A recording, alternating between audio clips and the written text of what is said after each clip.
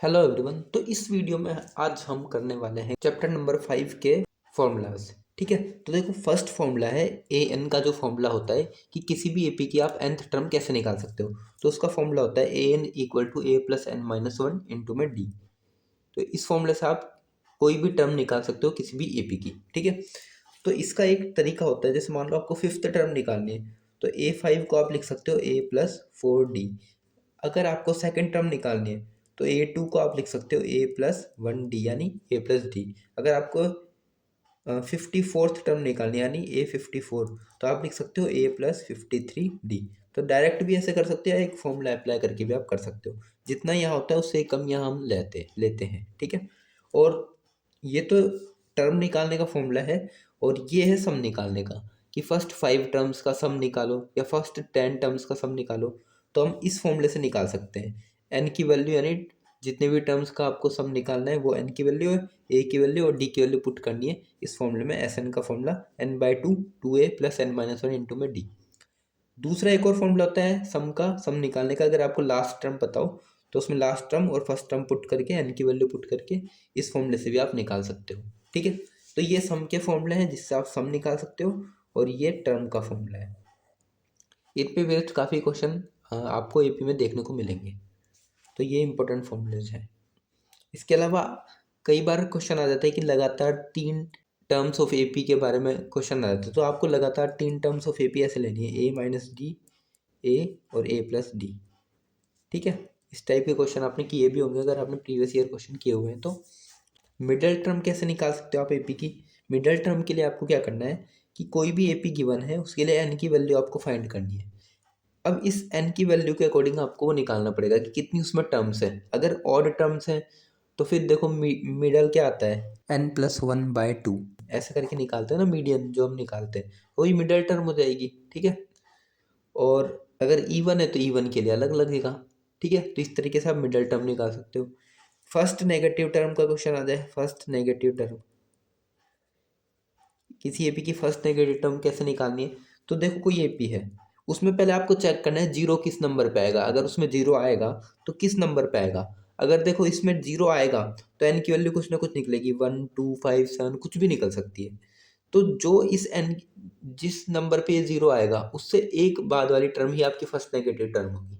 ठीक है, और अगर इस एपी में जीरो नहीं आता है तो आपकी जो एन की वैल्यू निकलेगी वो या तो पॉइंट में निकलेगी या फ्रैक्शन में निकलेगी। इसका मतलब उसमें वो ज़ीरो नहीं आएगा। पर देखो मान लो आपकी वैल्यू निकली 2.3 एन की वैल्यू। ठीक है, जब आपने ए एन को ज़ीरो लिया तो 2.3 का मतलब है कि जो ये ज़ीरो है ये सेकंड नंबर पे जो टर्म है और थर्ड नंबर पे जो टर्म है उनके बीच में आएगा ज़ीरो कहीं। ठीक है, तो ज़ीरो यहाँ पे मतलब जो थर्ड नंबर की टर्म है वही तो फर्स्ट नेगेटिव टर्म होगी ना। तो ऐसे आपको दिमाग लगाना है, इस टाइप से आपको फर्स्ट नेगेटिव टर्म निकालनी है। और अगर आपको क्वेश्चन आ जाए कि पीछे से किसी एपी की सिक्स्थ टर्म फाइंड करो, तो लास्ट से फर्स्ट से तो सब निकाल लेंगे, लास्ट से कैसे निकालना है? लास्ट के लिए आपको एपी उल्टा करके लिख लेना है बस। ठीक है, मान लो एपी ये है 2 4 6 8 10 ऐसे कुछ चलता जा रहा है, और आपको लास्ट से सेकंड टर्म निकालनी है। मान लो यहाँ पे 20 आएगा, लास्ट से सेकंड टर्म निकालनी हो तो कैसे करो आप? इसको उल्टा लिख लो, टू टू और ऐसे चलता जाएगा, फिर 8 6 ऐसे चलता जाएगा, और जो डिफरेंस इसका होगा उसका नेगेटिव लगा के इस वाले एपी का डिफरेंस हो जाएगा। अब यहाँ से आपको A2 निकालनी है बस, यानी उसको एपी को उल्टा करके आपको लिखना है पीछे से अगर निकालना है तो। ये एपी के इंपॉर्टेंट फॉर्मूलाज हैं। ठीक है, अब चलते हैं चैप्टर नंबर 6 पर। सिक्स्थ चैप्टर में जो इम्पोर्टेंट है ना वो है आपकी बेसिक प्रोपोर्शनलिटी थ्योरम। ये इंपॉर्टेंट थ्योरम है बीपीटी। बीपीटी क्या कहती है कि कोई भी अगर एक ट्राइंगल है, ये एक ट्राइंगल है ए बी सी, तो इसमें देखो किसी भी दो साइड पे एक पॉइंट हो सकते हैं, यहाँ पर इस पे भी यहाँ पर एक पॉइंट है, और हमने इसको मिला दिया। मान लो ये ई और ये एफ पॉइंट है, तो अगर मैं कह रहा हूँ कि ई एफ पैरेलल है ए बी के, अगर ऐसी कंडीशन है तो हम बोलेंगे कि इनकी जो साइड्स है वो इक्वल रेशियो में डिवाइड हो जाएगी। कैसे है? इसका मतलब हम लिखेंगे ई सी अपॉन में ई ए इक्वल होगा सी एफ अपॉन में एफ बी के। आ गया समझ में? ठीक है, तो अगर ये पैरेलल है ये दोनों लाइंस तो ये होगा, और अगर ये है तो ये पैरेलल है। दोनों एक दूसरे के उल्टे भी हैं, ठीक है। अगर पैरेलल है तो मतलब रेशो इक्वल होंगे, और रेशो इक्वल है मतलब पैरेलल है, ठीक है। तो बीपीटी इंपॉर्टेंट है, इस पे बेस क्वेश्चन आते हैं।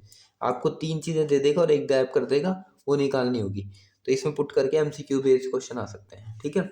इसके अलावा इसी चीज़ को आप ऐसे भी लिख सकते हो कि इसका इसका और इस कंप्लीट का रेशो इक्वल टू इसका और इस कंप्लीट का रेशो, यानी ई सी अपॉन में सी ए इक्वल होगा सी एफ अपॉन में सी बी के।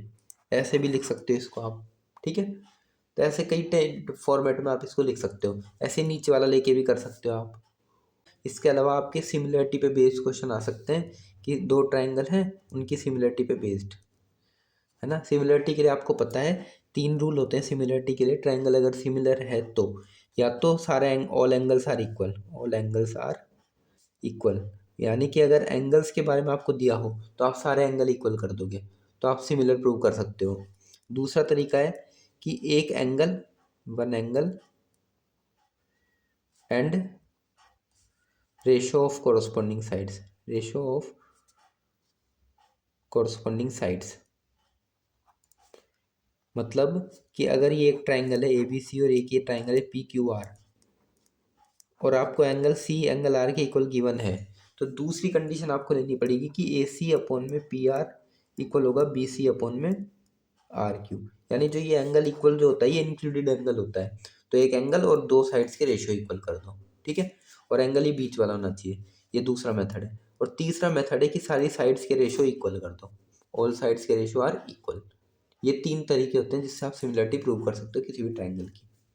इस वीडियो में इतना ही, मिलते हैं आपसे नेक्स्ट वीडियो में जिसमें हम कि आगे के चैप्टर्स के इंपॉर्टेंट फॉर्मूलाज को रिवाइज कर रहे होंगे।